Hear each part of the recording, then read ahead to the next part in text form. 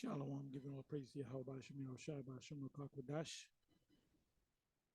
Shalom to the hopeful elect out there. And I'm going to entitle this video, These Grimy Ninjas Are Not Your Friend. This is a video that I just watched and put up by Aria Khayal, entitled With Friends Like These, Who Needs Enemies? That's a perfect title. That's a perfect title. With friends like these, who needs enemies? You be better off with Esau, sitting down and having a meal with Esau. Anyway, this made me sick to my stomach. And then the woman that's trying to save this guy appears to be an Edomite. So I'm just gonna show you. I'm not gonna show you the video, but the link is in the description box, which is right here. Click on this. This dude is something stuck in his throat. He's dying. And his homeboy over there, he's sitting down eating. And then this, what appears to be an Edomite woman, is trying to save him. And he's not even concerned. What kind of friend is that? Stay away from these ninjas, man. Stay away from these ninjas. You ninjas, you a special kind of wicked. I mean, there's certain Edomites, man. Hey, there's certain Edomites out there that'll help you out. I've been in situations where Edomites have come to my aid. And a nigga look at you sideways.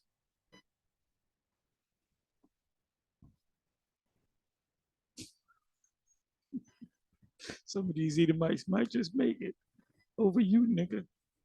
No, that's not gonna happen. That's not gonna happen. So this is the video right here. Okay.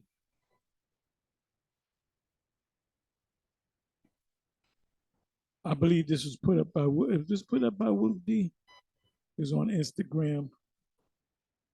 This dude is literally dying, and his friends continue to eat as if everything was normal.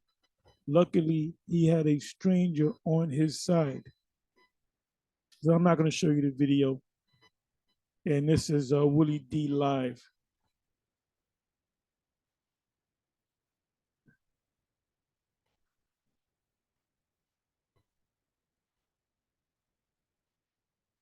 Okay, so it says original audio. This is by Willie D live. Good friends are hard to come by. If you have one, hold on tight. All of my close childhood friends are dead. They all died one by one. I'm the last of the Mohegan. So like I said, I'm not going to show you this video, but this will give you a new outlook on a ninja. You look, you come around your so-called people, them are niggas, man. Them are ninjas. Them are ninjas. And they'll do more harm to you than Esau. So anyway, let me read a couple of precepts. There's some good ones in the Apocrypha and Ecclesiasticus. I'm not going to go to any of them because I'm in the regular scriptures. And there's more than I wanted. There's more. The word friend. I didn't even put up the word friends. I put up the word friend. It comes up 53 times in 49 verses. I don't know what would happen if I put friends, which I didn't. And actually, if you go to Ecclesiasticus, it speaks about a friend. This is part of the truth too. It says Proverbs 6:3, do this now, my son, and deliver thyself. When thou art come into the hand of thy friend, go humble thyself and make sure thy friend. Proverbs 17:17, a friend loveth at all times, and a brother is born for adversity. right, a brother's born for adversity. You in a jam, you know that man's gonna help you. You might be stuck on the highway 2 in the morning. He calls you. He's stuck. You know, if you can get your ass set, sincerely put some water on you and help that person, you help that person, or call somebody that might be closer to him to help him. Let me read that again. A man void of understanding striketh hands. But that's not what I wanted. I didn't want that one. Let me read this again. A friend loveth all at all times, and a brother is born for adversity. You experience adversity. You need money, and you got the money. You're supposed to help in the best way you can.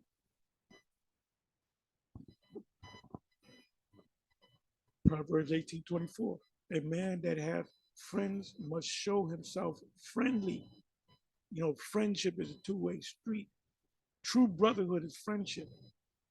And there is a friend that striketh closer, that sticketh closer than a brother. Yeah, I'm closer to the brotherhood, the brotherhood that I've been knowing for years, and you brothers that have come in within the last 15, 16 years. You are friends. You're not as close as the brothers that I've been knowing for well over 15, 16 years.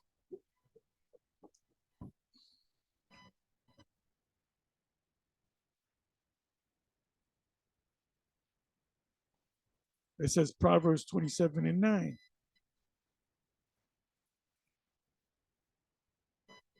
Ointment and perfume rejoice the heart. So doeth the sweetness of a man's friend by hearty counsel. They tell you the right thing. They tell you to give you the right counsel. I'll read a couple more. Thine own friend and thy father's friend forsake not, neither go into thy brother's house in the day of thy calamity, for better is a neighbor that is near than a brother far off. Because your family, you're not close to your family like you are in the brotherhood.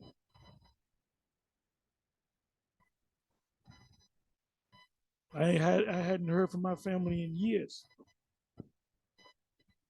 The only people I'm close to is the brotherhood. The apostles. We go out and speak. We had the Passover. The bishops came down, and we were laughing a little bit. You know, it's a solemn assembly, but we were laughing at old stories and stuff. And I said, damn. I said, this is just like we was hanging out last week. Because we've been knowing these brothers for years.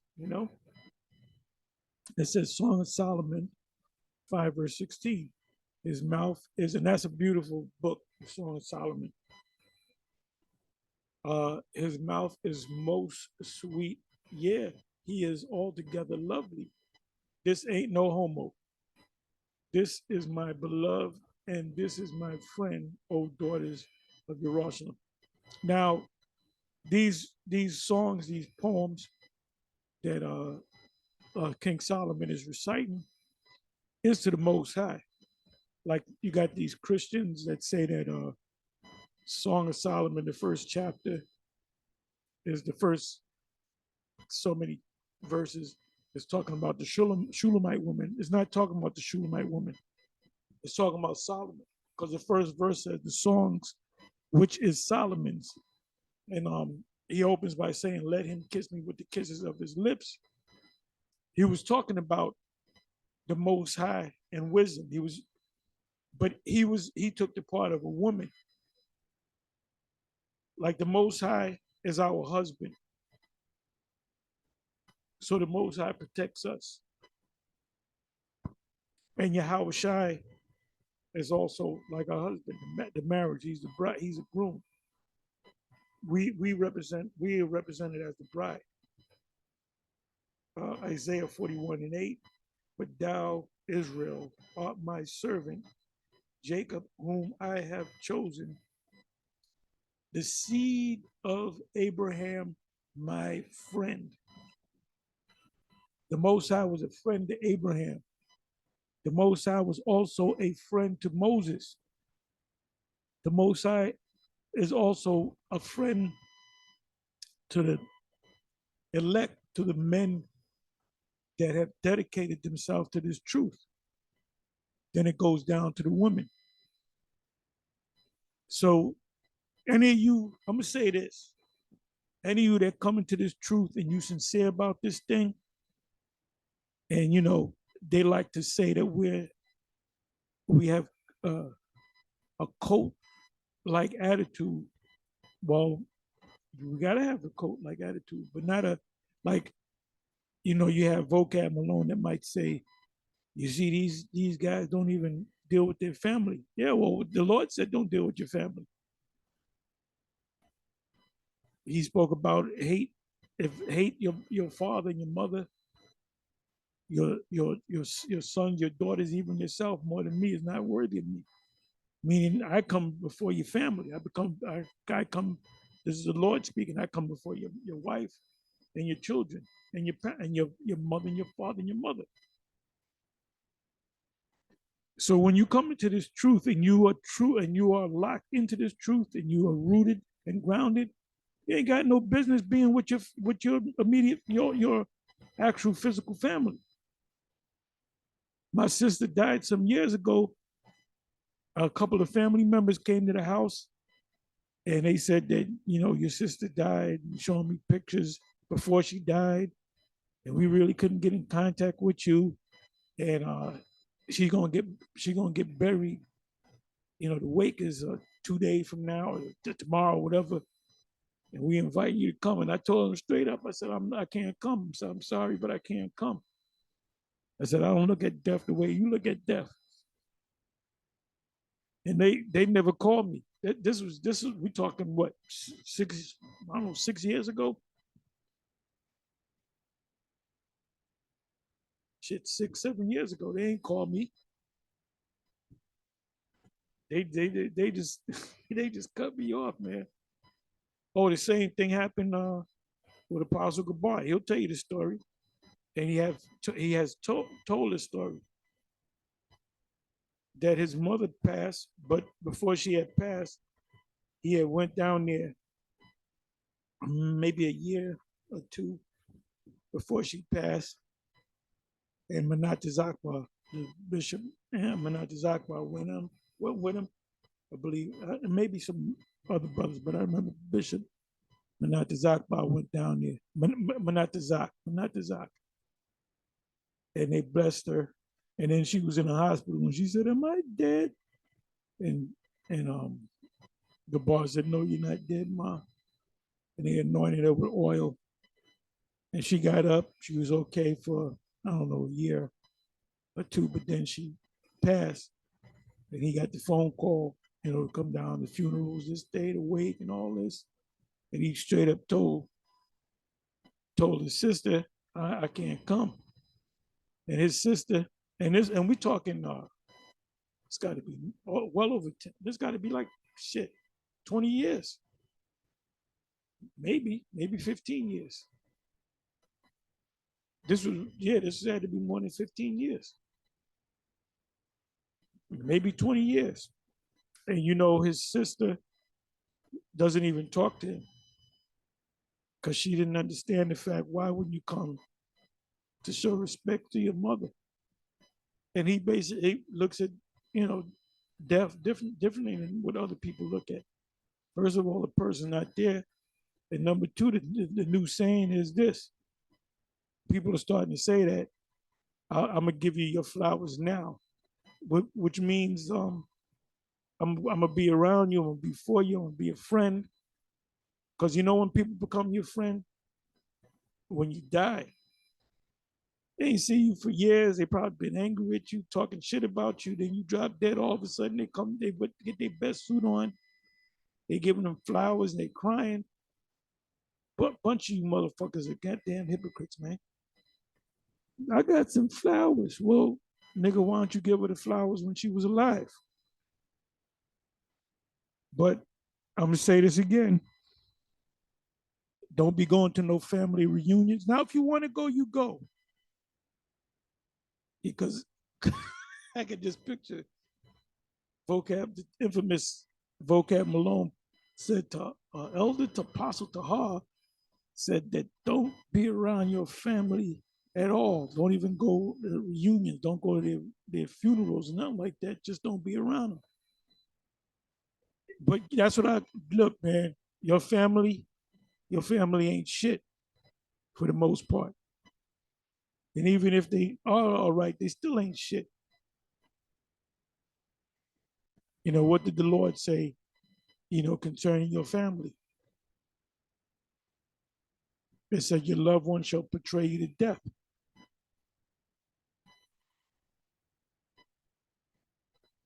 And things are getting hot. Things are gonna get even hotter. And when they push that charagma, you're gonna be trying to tell your family members of the last ditch of love you're gonna show them to not take it, and they're gonna look at you like you crazy. They're gonna be like, nigga, I ain't gonna starve. And this kingdom is for the many. The kingdom to come is for the few.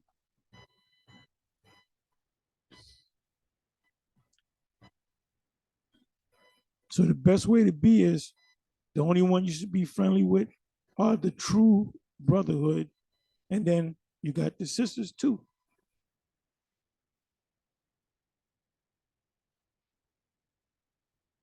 Anyway, with that, I'm gonna say shalom.